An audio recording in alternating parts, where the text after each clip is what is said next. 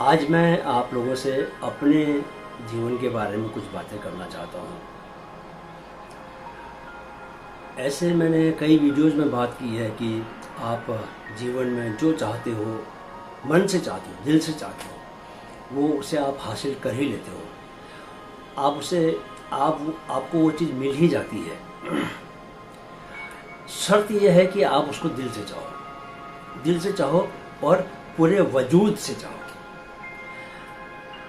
मैं अपने बारे में ये बताना चाहता हूँ कि मैंने एक बहुत छोटे शहर पिथौरागढ़ नाम का एक शहर है उत्तराखंड में, वहाँ रह के मैंने अपनी पढ़ाई की। और उस इलाके में उत्तराखंड के जो लोग हैं, ख़ासकर मेरे समय में इतने करियर को लेके इतने एवेन्यूज़ नहीं थे। और हमारे लिए अपने में यही बहुत बड़ी बात थी कि हम फ़ौज में अफसर बन जाएं। मतलब फ़ौज में अफसर बनना जो है एक बहुत बड़ी उपलब्धि की तरह उसको देखते थे। तो मैं पढ़ने में बहुत अच्छा नहीं था, लेकिन ऐसा फर्स्ट डिवीज़न टाइप से मेरी आ जाती थी, तो ठीक ठाक था पढ़ने में। तो जब मैं 12th में था तो उन दिनों पर 11-12 के टाइम बहुत जीवन में बहुत कन्फ्यूजन था। मुझे लगता था कि क्या करूं जीवन में। मेरा जो फ्रेंड सर्कल था, क्लोज फ्रेंड सर्कल, उसमें सारे जो दोस्त थे मेरे पढ़ने में बहुत तेज़ थे, बहुत मेधावी छात्र, सुपर इंटेलिजेंट। उनके मार्क्स भी 80% और इस टाइप से 80% से ऊपर ही आते थे। उन दिनों 80%, आज का आप समझिए कि 95%, तो उसके बराबर है। तो वो लोग तो उनका करियर तो ऑलमोस्ट तय था कि बहुत ज़्यादा जो इंटेलिजेंट है और ट्रेडिशनल पढ़ाई करके और लाइफ को ट्रेडिशनली देखता भी है, तो वो आगे इंजीनियर बनेगा। कुछ भी जो उस वक्त चल रहा होगा, अगर सपोज करो कि कंप्यूटर का समय होता तो वो शायद हो सकता है कि सॉफ्टवेयर इंजीनियर बनते हैं या कंप्यूटर साइंटिस्ट बनते हैं। तो उनका तो तय था, लेकिन मेरा कुछ तय नहीं हो पा रहा था। And I was thoroughly confuse कि मैं करना क्या चाहता हूँ। लेकिन चूँकि तब मैंने रियलाइज़ किया कि मेरे मन में ये बहुत बड़ी बहुत ज़बरदस्त इच्छा थी कि चूँकि मेरे पिताजी फ़ौज में थे और उन्होंने बहुत कोशिश की थी कि वो फ़ौज में, वे ऑफिसर नहीं थे, एक नॉन कमीशन ऑफिसर थे और वे ऑफिसर बनना चाहते थे। लेकिन वो 7 बार उन्होंने सर्विस सिलेक्शन बोर्ड का एग्ज़ाम दिया, जो कि काफ़ी उसको कठिन एग्ज़ाम माना जाता है। लेकिन 7 के 7 बार वो इंटरव्यू में फेल हो गए। तो इसकी वजह से उनको काफ़ी मानसिक आघात, सदमा झेलना पड़ा। And he almost lost his kind of mental balance. तो ये मेरे मन में पता नहीं बचपन से क्यों था कि पिताजी जो काम नहीं कर पाए, वो काम मेरे को पिताजी के लिए करके दिखा देना है। For my dad I just wanted to be an army officer, क्योंकि my father wanted to be an army officer. तो मैंने 12वीं के बाद से मेरा पूरा रुझान जो है, हालांकि 9वीं के बाद से मैंने नेशनल कैडेट कोर्स NCC जिसको बोलते हैं, उसको ज्वाइन कर लिया था। And from junior division only I commanded the all India contingent, NCC contingent during the Republic Day camp in Delhi way back in 1987, no 85 in fact. तो वो जो पिताजी के ऑफिसर बनने की लिए पिताजी ऑफिसर नहीं बन पाए, उसके लिए मेरे मन में जो फीलिंग्स थी, वो मुझे चुपचाप से तैयारी करवा रही थी कि मैं फ़ौज की तरफ लेके जा रही थी मुझे। तो बट मैंने NDA का जो एग्ज़ाम देते हैं 12th के बाद, मैंने वो दिया तो मैं फेल हो गया उसमें, रिटन एग्ज़ाम में। मुझे लगा कि मैं क्या इस लायक नहीं हूँ। टीनेज इस टाइम पर जब आप 11-12 में होते हैं, तो सडनली आप वो बचपन से बाहर निकल आते हैं। आप स्कूल के आखिरी साल होते हैं, तो आपको थोड़ा डर जैसा लगता है कि अपने करियर को लेके कि क्या मैं वाकई कुछ कर पाऊँगा, क्या ये जो इतना बड़ा संसार है, उस संसार में मेरे को कोई रेस्पेक्टेबल जॉब मिलेगा, मेरे को रेस्पेक्टेबल जगह मिलेगी, क्या मैं एक इज्जत और सम्मान के साथ, जहाँ मेरे पास पैसा भी हो, सुविधाएं भी हो, ऐसा जीवन क्या मैं जी पाऊँगा। तो ऐसी मन में बहुत जिज्ञासाएँ होती हैं, बहुत घबराहट भी होती है। तो मैंने लेकिन बीएससी करने का डिसीज़न लिया, और बीएससी करने के बाद, बीएससी करते हुए मैंने रिटन एग्ज़ाम की बहुत अच्छे से तैयारी की, और फॉर्चुनेटली 5 या 6 ऐसे एग्ज़ाम्स थे उन दिनों जिनका मैंने रिटन क्वालिफाई किया। सीडीएस था एक, जिसके थ्रू मैं आर्मी में मेरे को जाना था। सीडीएस था, इनकम टैक्स कमिश्नर का एग्ज़ाम था, एक्साइज कमिश्नर का एग्ज़ाम था, फिर पैरामिलिट्री फोर्सेस के ऑफिसर कमांडेंट बनने का एग्ज़ाम था। बहुत सारे रिटन एग्ज़ाम पास हुए, और सीडीएस का रिटन एग्ज़ाम पास होने के बाद मैं एसएसबी के लिए इलाहाबाद गया, इलाहाबाद बोर्ड गया। और वहाँ पर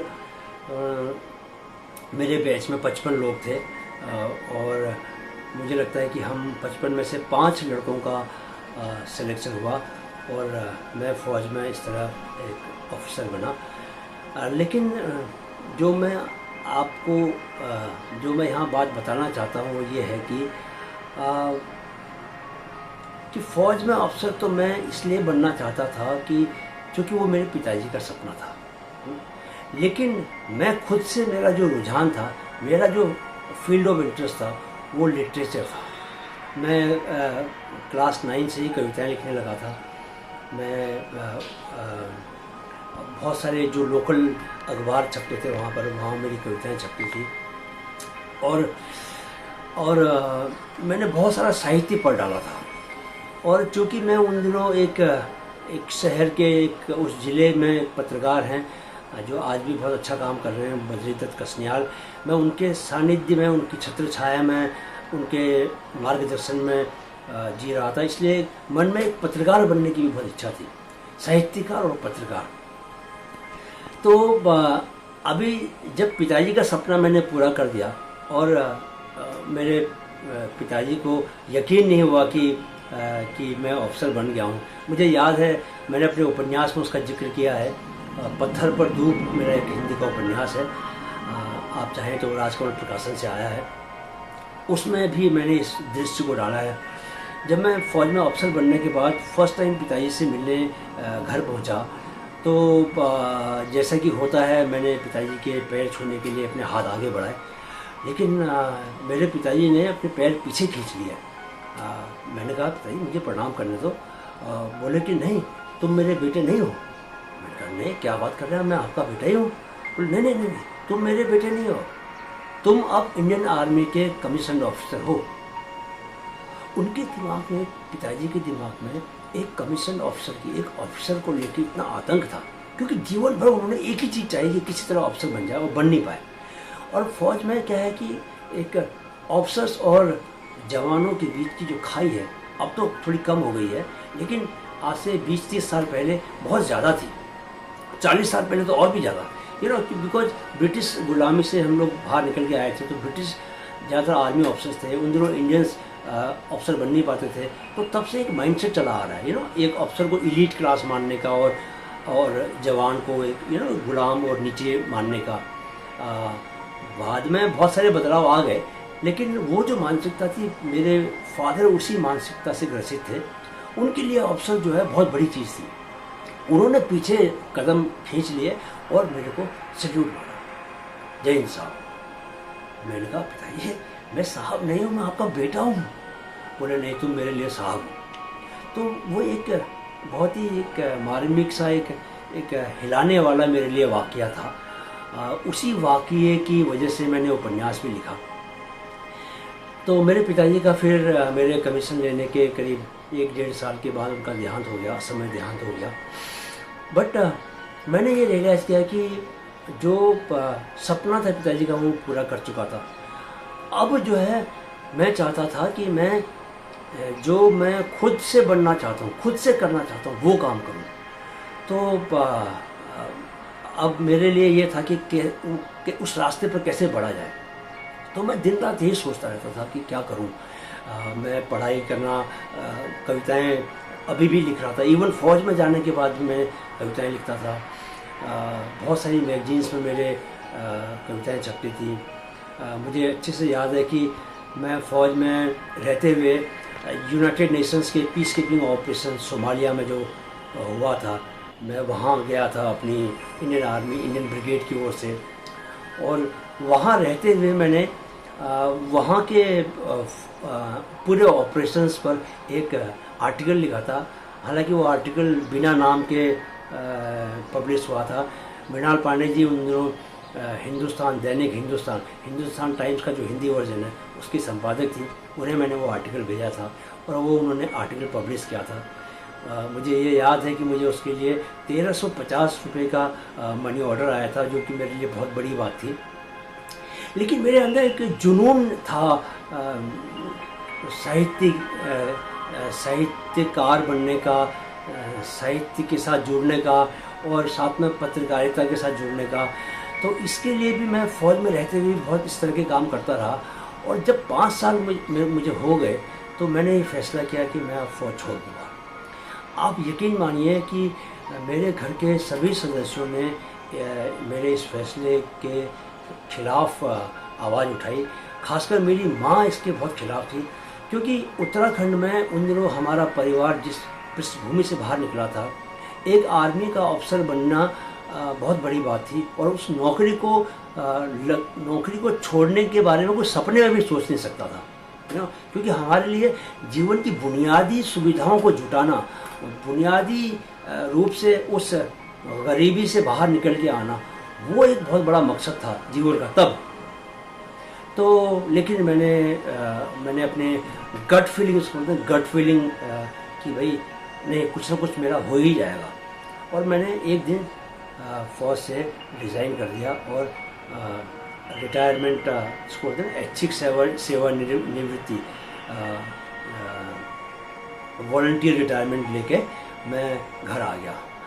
और माँ ने हालांकि विरोध किया था, लेकिन मैंने अपनी गट फीलिंग, अपने मन की आवाज़ सुनी और मैंने कहा जो होगा देखी जाएगी। और बाहर आने के फिर संयोग से 1 महीने के अंदर मैं टाइम्स ऑफ इंडिया ग्रुप में सिक्योरिटी ऑफिसर बना, एक सुरक्षा अधिकारी। अब पत्रकार बनना चाहता था, साहित्यकार बनना चाहता था, लेकिन मिला मुझे टाइम्स ऑफ इंडिया ग्रुप, एक पत्रकारों का ग्रुप मिला काम करने के लिए।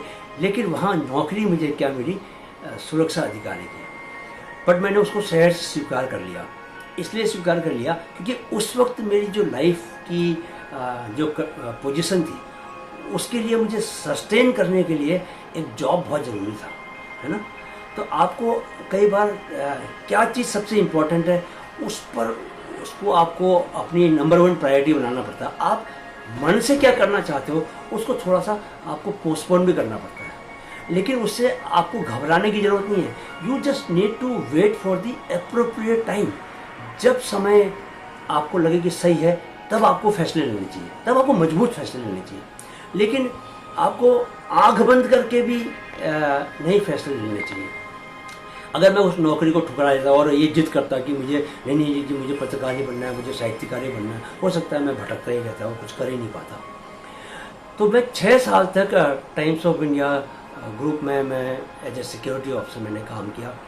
लेकिन इस दौरान मैंने इतना साहित्य पढ़ा और इतना लिखा कि एक बार जब नवभारत टाइम्स में एक वैकेंसी आई, 2 लोगों की वैकेंसी आई, तो मैंने जो फाइल लेके गया था अपनी, उसमें पर्याप्त संख्या में ऐसे पब्लिश्ड आर्टिकल्स थे जिनको देखकर जो सिलेक्शन पैनल बैठा हुआ था मेरे सामने, उसने ये फैसला किया कि he is going to be an asset for the newspaper, क्योंकि इसके पास न सिर्फ भाषा है, इसके पास लिखने का बहुत अच्छा एक्सपीरियंस है।